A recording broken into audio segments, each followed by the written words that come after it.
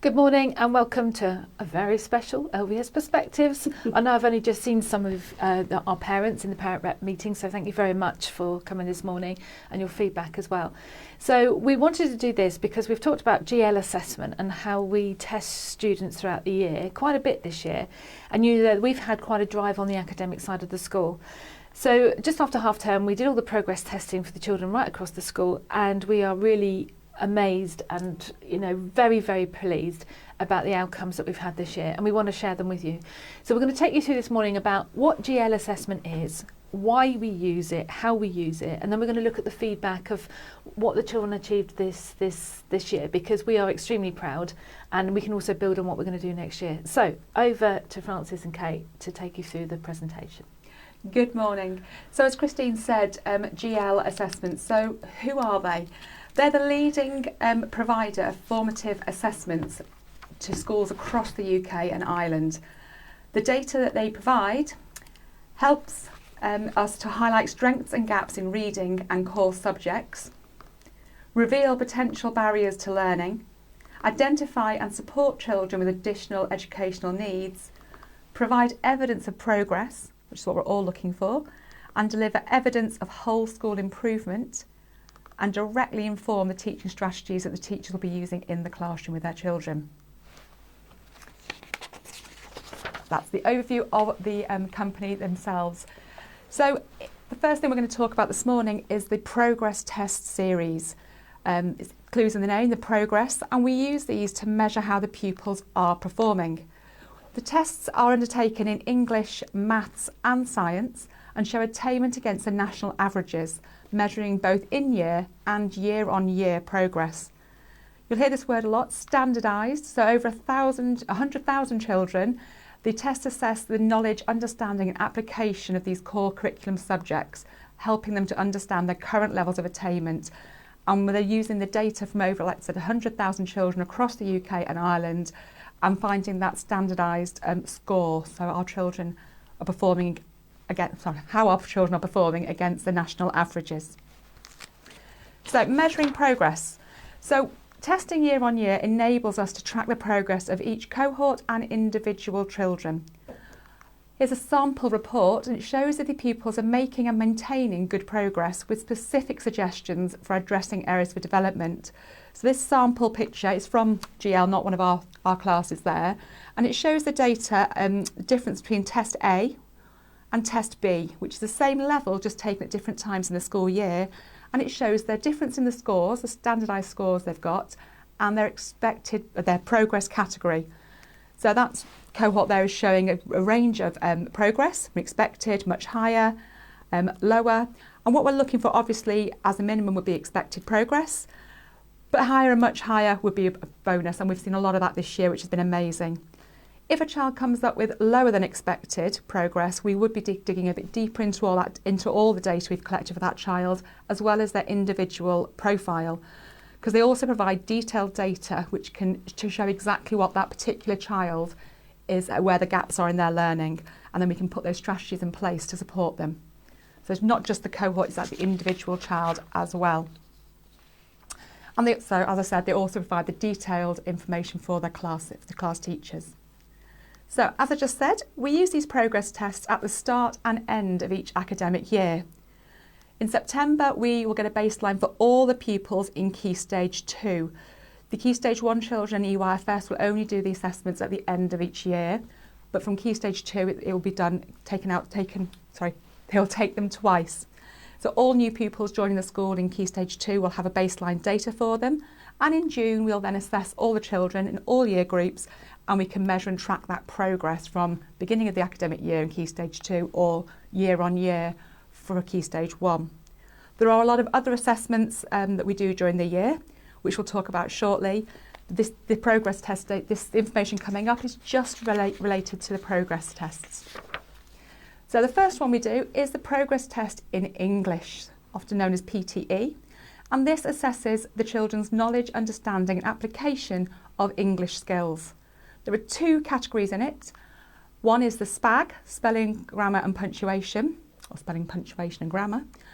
And the other one is the reading comprehension, which uses the age-appropriate fiction and non-fiction tests. These are not adaptive tests, these are set for the year group the child is in.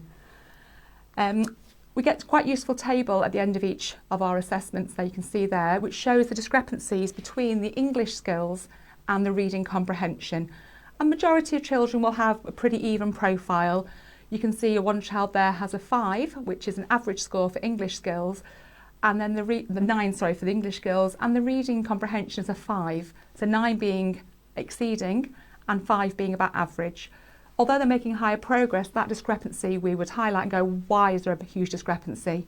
Quite often a child with lower comprehension skills and English skills potentially has English as an additional language, and that we would already be working with that child. But we would highlight that and again dig deeper into all their data to find out if there's anything else that we can do to support that child. Anything you'd like to add there, Mrs. McCrell? No. Thank you. The next one we'll look at this morning is maths, and again it will assess the 2 aspects of mathematical learning. So we're looking at the skills and the knowledge. So looking at their mathematical content and understanding and applying the mathematical processes to their work. In Key Stage 2, the children also take a timed mental maths section. This image here shows, it's one of our cohorts this year. The pink line is the national average, and the green bars show us the percentage of children who have got that question right across all the different areas of maths. And the pink line going to the middle is the national average. This cohort is above the national average in all but one, I think there, the bottom there. Mm-hmm. All but one, majority are way above that. And the teacher can use this data. It will give us exactly what question that is, that they're falling down on, what area of mathematics it's from, and how they can support that, generally the whole cohort, or if there's, because that's obviously where they've all got a gap, or specifics for certain children.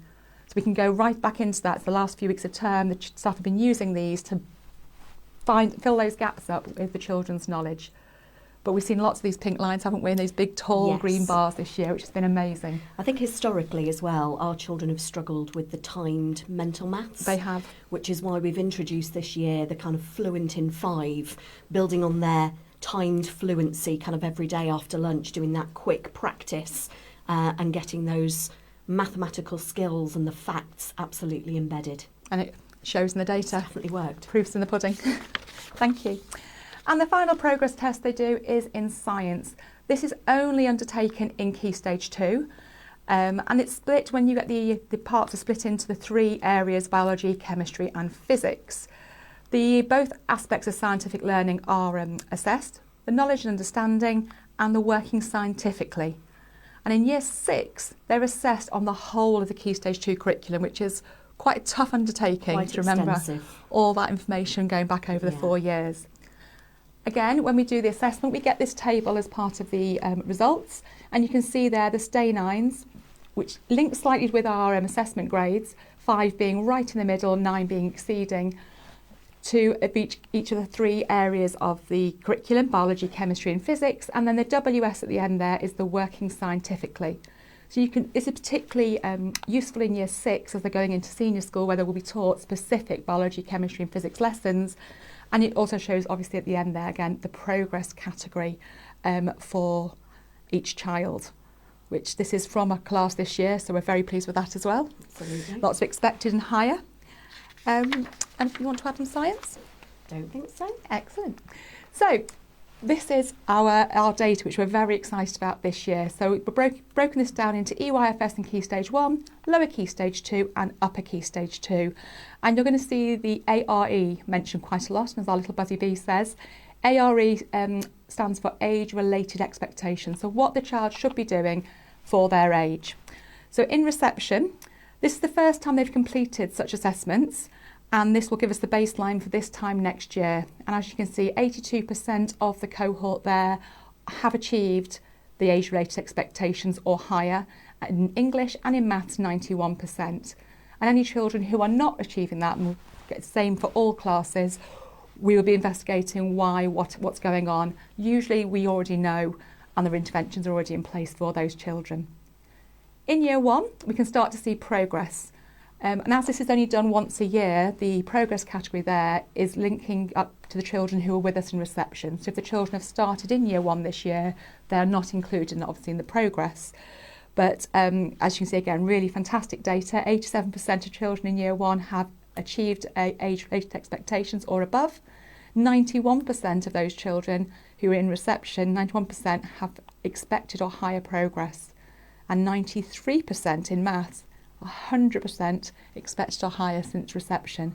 So really, really impressive data there.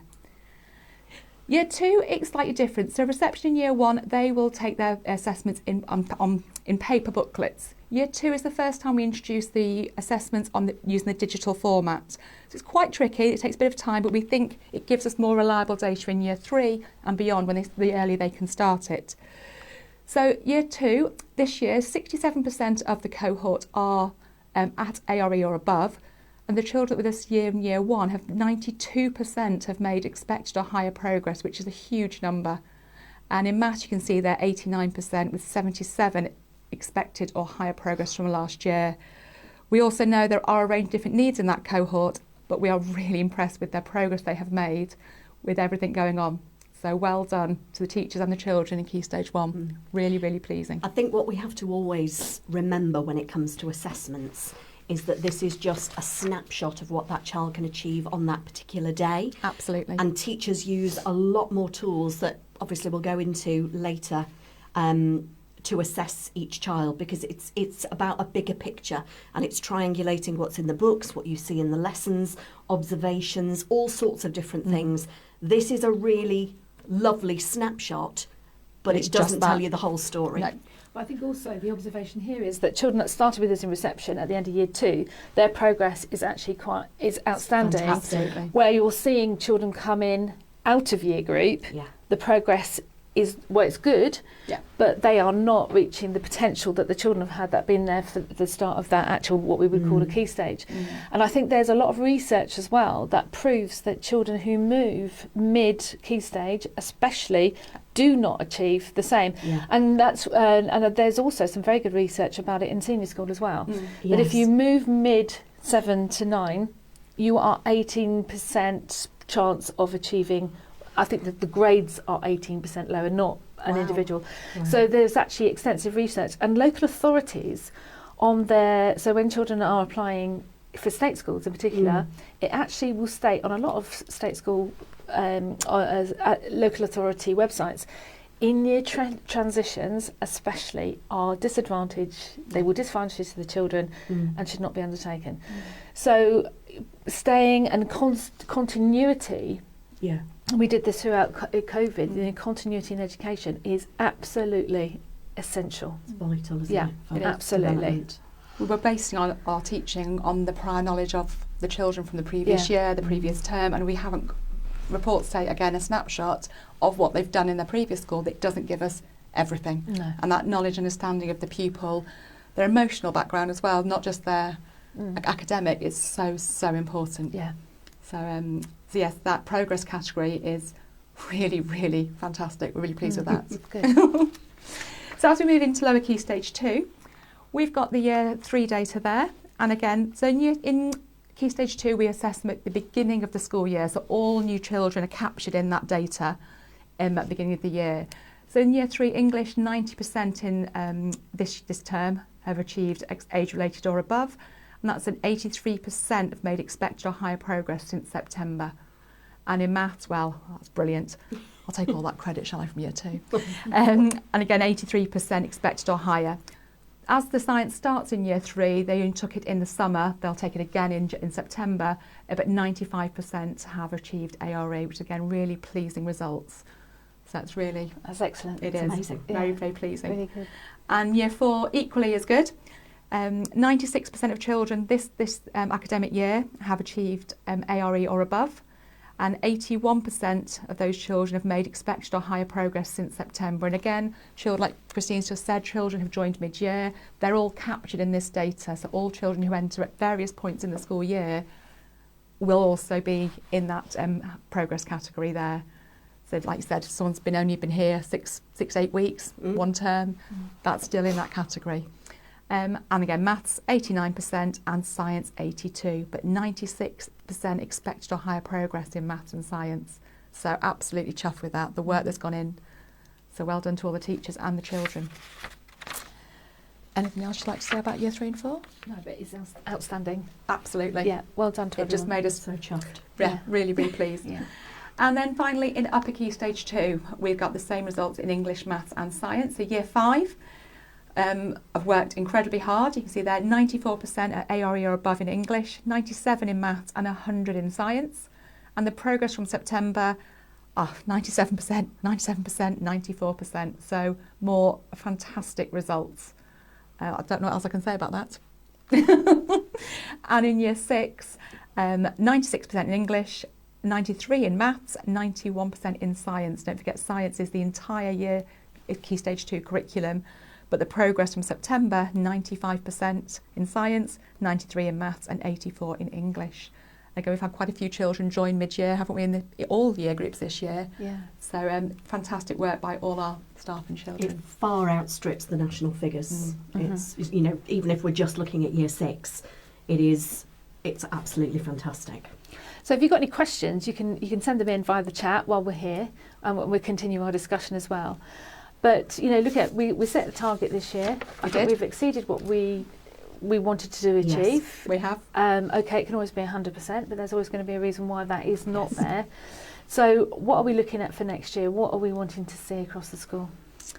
We're looking for, if we potentially can get it to 100% children getting expected or obviously higher progress would be amazing. We know there are always some children that are going to struggle and find elements of the curriculum difficult. Yeah. They have strengths elsewhere, which is what our school is so great at finding those strengths. And just putting in, wherever we can, those interventions. There are no surprises, are there? The children who are just slightly under are already identified. We know who they are. We're doing everything we can to support them with all the tools that we have. Yeah.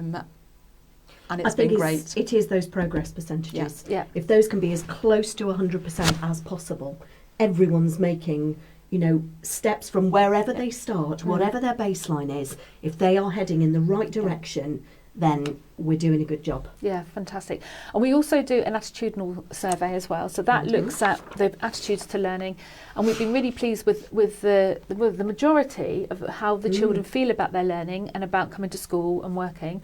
And some years vary a little bit, so I think we're still seeing a little variation in year 4, but I think we've made great progress in year 4 and looking forward to a little bit more in year 5 as well. And parents can be, we can share this data with you if you want to go through. I mean, it's a lot of numbers and things like that. So it actually, in isolation, it doesn't sort of mean a lot. But if you want to talk through your child's individual data, then come and see us and we'll sit down and work through the reports with you as well. It looks like we haven't got any questions at the moment, so it looks like you're getting away with it quite lightly. Sounds good. Sounds good. We're obviously making a lot of sense. Yeah, that's great. But we know that parents are interested in the GL assessment, and we will repeat it again in September as well, and feedback. But we thought we just wanted to shout from the rooftops really about our data. We've shared it with the governors. They were very pleased with it yesterday when they were in, and to well done to everybody in the junior school. So any questions, always email in or come and see us or pick up the phone. We're always here for you. Yeah. Okay, and we've got on our information evening is Wednesday the 3rd of July. Yes. Okay, and that'll be a general evening about what the junior school looks like next year, what we're going to be doing, all the exciting Very stuff. exciting. Yeah. Yes. Good. Indeed. Okay, well, thank you very much. Have a good morning.